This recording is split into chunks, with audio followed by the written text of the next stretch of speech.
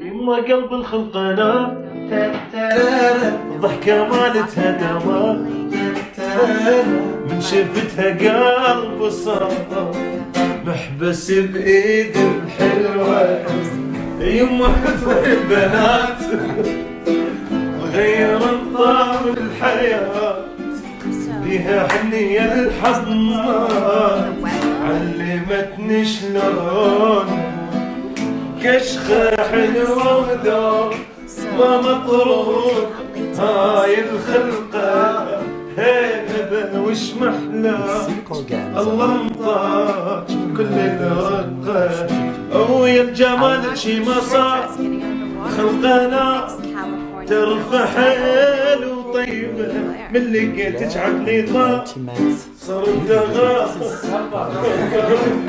حبيبة. This is like beyond what I ever thought couture was. I was gonna call my cousin. Hi. God.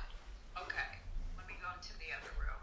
Oh, it's gorgeous. First of all, it fits like a glove. Your waist is accented beautifully. Turn around. Oh my God. Okay, perfect. The behind right there on the crack is the ruching too. Yeah. Oh, Kim, look at your waist. I know, right? Oh my God, gorge, bye. Bye. I used to dream about this night. I used to sit home in bed on my computer looking at all of the pictures of everyone, dreaming one day that I could ever attend a Met Ball, and never really even believing that that would ever happen. So to be the cover girl going to the Met in Mugler is honestly the biggest dream come true, and I'm honestly so like humbled by the idea that this is my life. Whew, what is Kanye wearing? He has no idea. The Met is in 2 days and he has no idea. We'll figure it out. He said something so cute the other day. He was like, you know what? It's like I would go to the Met and I would perform, and you know, my first Met year I was just his +1 and I wasn't really invited yet, and so he's like, this year I'm just your +1. You're the cover girl and I'm your +1. So I'll just kind of try to fade out in the background and just be your date and let you shine. So I have to really see what he's wearing. I have no idea. Hi Vogue, it's Kim Kardashian West, and today I'm going to be going through some of my most iconic looks, some of my most tragic looks. I have no idea what's in this book, so this will be a fun journey.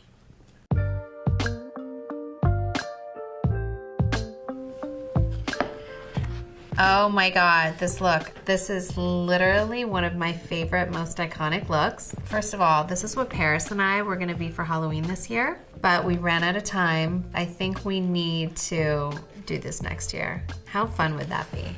Those bags, I still have those bags, and one thing, Paris does not take care of her purses. So if you see what's inside of her bag, there's a million things, from every kind of makeup, lashes, just everything. It's like a pharmacy inside of her bag. So I would not let her put anything inside of this bag. So it is an empty bag that she's carrying. Fun fact. Oh my God, okay, this is so embarrassing. This was the premiere of season 1 of Keeping Up with the Kardashians at our party. I probably borrowed this dress at Dash, kept the tag on, or just re-tagged it, and then returned it afterwards. It was by this like designer Foley, I think.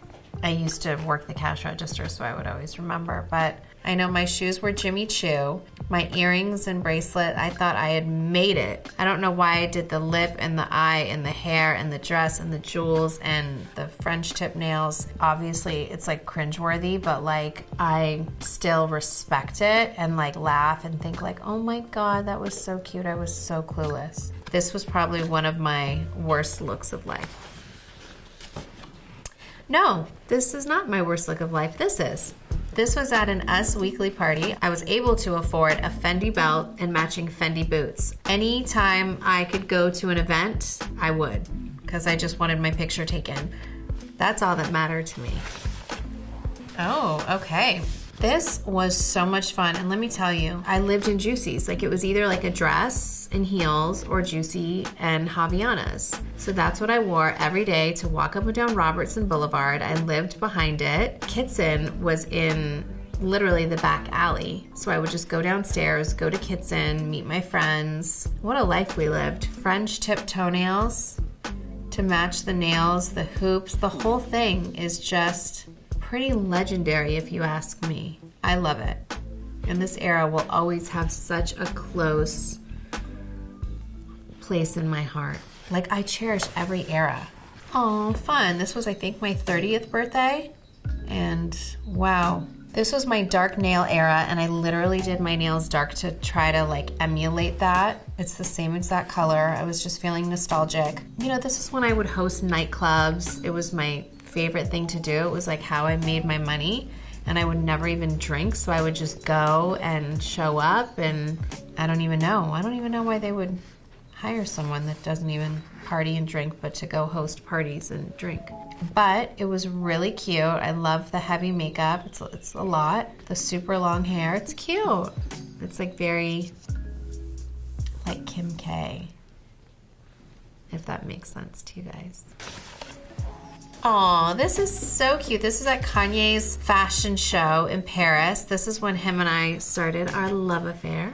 I'm wearing all Yeezy, or all, I think the brand was Kanye West, not Yeezy yet. Looks really sweet. Oh, Midori Sour. I was the spokesperson for Midori. It was green, so I had to wear green, and I thought I was so chic in my green Gucci velvet dress, and the side hair part was my thing. I really think I need to bring that back. But this was an era of like when I loved my hair and makeup. Ooh, my first Met Ball. I was very pregnant, very puffy and bloated, and I was like, oh God, of course the first time I go I'm gonna be huge. Kanye was performing, so I wasn't actually invited. I was just Kanye's plus one, and that was okay with me because I never really dreamed I would be at the Met Ball. I know no one really probably wanted me there at the time, but then I get there and I'm sitting at this table, and it was like every designer that I've ever just dreamed of was there. And so Ricardo was dressing me because he was dressing Kanye. So we chose a really stretchy fabric because I would be growing, and we wanted to make sure that alterations were easy and it was comfortable. We had a black version of this and then the floral version of this. And I was like, I think I should just do the black version. And Ricardo was like, no, come on, we have to do the floral. It was just this, the floral was, Ricardo had said afterwards, like, what do you give a woman when she's pregnant? You send her flowers. And it was such a sweet message of how Ricardo described it.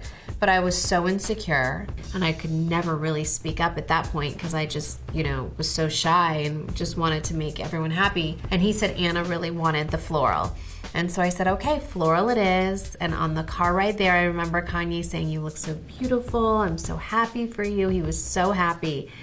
And then I was crying like the whole way home because I just couldn't believe it. There was all these memes about me and this couch, and I think like Robin Williams even tweeted it and said I looked like Miss Doubtfire. Like, it was like this whole thing. So I just like cried. And now I love it. Like, now it's like sick. Like, I look back and I'm like, wow, they had the vision. This is like sick. I just remember the Olsen twins came up to me and loved my outfit and my gloves, and so none of the critics mattered because the Olsen twins approved, and I loved it. Oh, latex. I love latex. This was in Australia. I'll always remember where I was and what I was doing. Giuseppe Zanotti's shoes and Atsuko Kudo or something, and I was really into this hair length. I think I am again. Oh, my first Vogue cover. So I remember Kanye told me that Anna wants to meet with him and I in New York, and I had just had North, and so I brought her, and we go there, and she presents us with the idea of being on the cover, and I was like shaking. So I was just like, listen, I'm in shock, and because she said nobody could know, so I was like, I want to get up and scream right now, but no one could know, so I don't want to make a big deal or everyone in this room will know what's just happening. We shot it at my mom's house, and just being on set with Annie Leibovitz and Grace Coddington styling it, I think I took a moment and tried not to tear up and just like took deep breaths. But I went in and had like 3 cookies and I like stuffed my face at the end of the shoot and was just like, we did it. Like, I can't even believe that this was happening. I think my mom was there and was even like crying at one point. I mean, we all were just so excited that Anna believed in me and Kanye, and you know, we're the first interracial couple on the cover of Vogue, and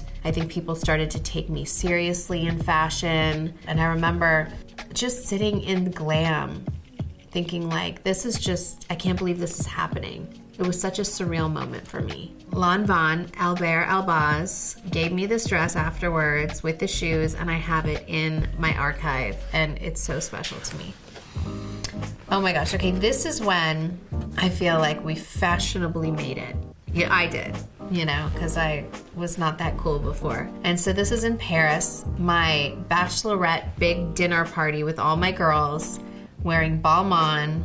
This was like the height. I have an entire Balmain archive from this era. It was so amazing. This dress really means a lot to me. Blonde in Paris, I loved this. This trip to Paris was so much fun. This was like Givenchy, Riccardo Tisci era. Like, I was so excited. I would let them just dress me up like a doll. I didn't even care. I knew between Riccardo, Karine, and Kanye, they would make me look like the chicest person ever. And they did. Look at this look. I loved it. Oh, this Vetements dress with the clear Yeezy heels going to Kanye's concert, I think at Madison Square Garden. The tricky thing about the sequence is it always does that reflection on your face. So there is that weird face reflection, but I had to make North this dress because she saw it in my closet and it was so sparkly, so we remade it for her and she absolutely loved it. Ooh, Miami. You could tell we're in Miami by what I'm wearing. I'm wearing a diamond Cartier choker. I loved this power mesh. My friend Simone came in and styled it because I didn't have anything to wear, with some Yeezy heels. And this was like such a thing. I remember there were so many knockoffs of this dress and it was so sheer in Miami. Like, I can't believe I wore that. Oh, I think this was my favorite era. Platinum blonde hair, Yeezy tones, Yeezy clothes, Yeezy campaign. This was like so effortless, so cool. You know, Kanye had been designing lots of looks with really comfy sweats and heels and had this whole vision that sweats will just be like the new vibe. I always trust his vision. I think he thinks just like, or like sees like years ahead. And so it really is interesting to see. And he always will come to me and be like, okay, I know what's gonna be like next in fashion. I remember he brought me like a Margiela jacket and a Balmain jacket in like 2008. I had no idea what that was. And he was like, I'm gonna introduce you to like really cool designers and I'll be your ghost stylist. And I was like, okay, like I'm down for a ghost stylist.